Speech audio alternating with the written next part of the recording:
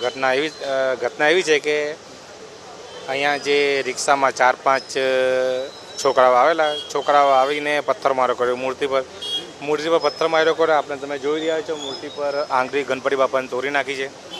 જે આપણે 10 દિવસ જે મૂર્તિને એટલી કાળજીથી સાચવીને રાખતા હોઈએ અને આવું જો બનાવ બને એ બહુ ખોટું છે. આવું બનાવ બનવો નહીં જોઈએ. હું તો આપણા દરેક મુસ્લિમ ભાઈને આપણા ભાઈઓ જ છે બધા, પણ કહેવાનો મતલબ એ છે કે આવું નહીં કરવું જોઈએ, આ ખોટું છે.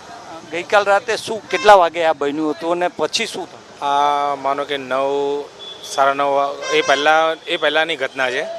અને આ ઘટના જે પથ્થર મારીને ભાગી ગયા ને અહીંયાના જે રહેવાસીઓ છે તે પોલીસને સોંપી દીધા. પમ્પિંગ સ્ટેશન પર આપણા સાહેબો છે એમને સોંપી દીધા અને કાર્યવાહી એમને કરી છે.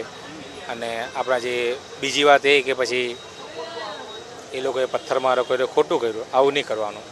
આ જે છોકરાઓ પકડાયા છે, પથ્થર મારવા આવ્યા હતા, એ અહીંના જાણીતા પરિચિત છે?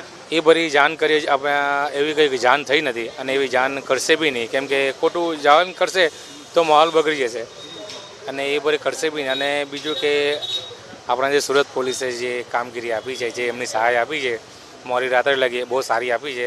અને એમને એક સેલ્યુટ છે આપણા પીઆઈ સાહેબ, જ્યારે કોન્સ્ટેબલ લેડી કોન્સ્ટેબલ સાહેબને ઘણું સારું છે. આજે આ રાતે માહોલ બગડ્યો તો એ પછી અહીંયા બીજા લોકો કોઈ આવ્યા હતા કંઈ ધમાલ કરવા કે એવું તમે જોયું કંઈ? નહીં, એવું કંઈ નથી. બધું સારું છે. પરિસ્થિતિ અત્યારે સારી છે, એકદમ સારી છે અને સારું થશે એવી જ અમારી અપેક્ષા છે.